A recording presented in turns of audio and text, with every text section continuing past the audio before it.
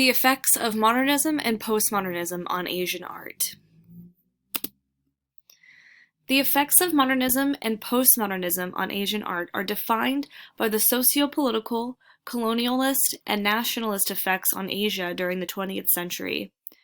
Modernism was a global art movement stemming from European developments which sought to create a narrative for the experiences and values of modern industrial life in the early 20th century. Artists during this time were experimenting with different techniques, materials, and subject matter in order to better understand themselves living within a modern society. Modernism rejected conservative values and inspired new ways of thinking, innovation, and experimentation.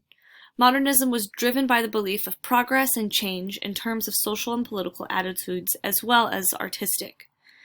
In the 1960s, Clement Greenberg reacted to modernism with postmodernism by questioning cultural theory and practice with philosophical concepts that corresponded with art movements.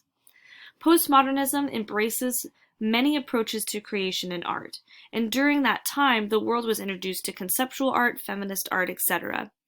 Modernism and postmodernism globally affected artistic output, but for the nations that were less advanced or underexposed, these movements took time to take hold.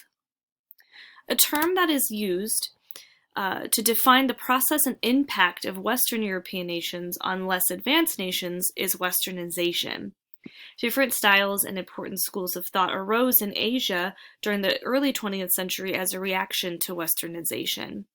Asian artists wanted to create new kinds of artistic expression, and many borrowed techniques from Western painting to renovate traditional art forms.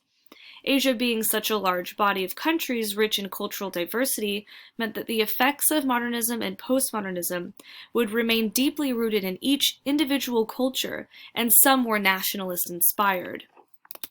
Following World War II, the world saw a momentous era of decolonization, and with newly gained independence came an accelerated pace to modernize these areas. The art societies that were considered important that had been created in places like India and China had been created to benefit white people during the 19th century and 20th century. As a result of modernism, Chinese artists who had studied overseas were creating modern art associations in an effort to modernize and rejuvenate the Chinese art scene. In the early 20th century, China's new Republican government was executing measures to renew the nation by using modern art as a political tactic to associate China with progress. But in 1949, when Chinese communists came to power, there were strict nationalistic controls on the arts. In other parts of Asia, like India, the art scene during British colonial rule was actually relatively slight. Modernism in art was a sometimes clear result of the modernization efforts of a nation. Korea and Japan appeared to have advanced quicker and embraced modernist art movements like abstraction, and even had developed their own techniques. To explain the effects of modernism and postmodernism on Asian art, you must understand that each part of Asia matured and embraced modernity differently. There is no clear straight across mutual acceptance and practice among the body of Asian countries. During 1912 to 1926, Japan saw extensive developments in the arts, with increased freedom and expression. In the 1920s, Japanese artists were accentuating modern styles and individualism. In contrast, most Chinese artists at that time were only starting to adopt Western modern ideas. This was because modernism was met with resistance by established traditional ink painters, which was an important form of personal expression. A commonality throughout Asian modernism is the mixture of traditional and nationalistic ideas with modern approaches. The traditional approaches to painting by the Chinese fused with modern techniques.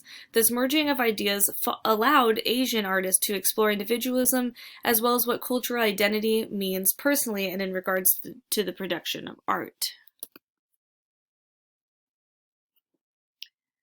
I believe that modernism and postmodernism provided new ways of thinking and new ways of approaching art making in Asia. I think it's important to remember that Impressionists like Edgar Degas, and Mary Cassatt were heavily influenced by Asian art, like woodblock printing and ink painting. I believe these artists strive to reproduce qualities of those mediums into their own works because Asian art has simplistic and abstract qualities.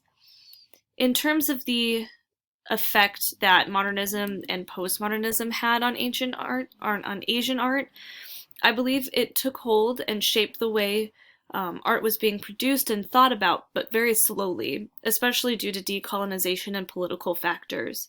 Asian countries participated in many of the same art movements that Europe and the United States did, like feminist art and abstraction conceptual art. Those important shifts in artistic production and in ideology were not lost upon Asia.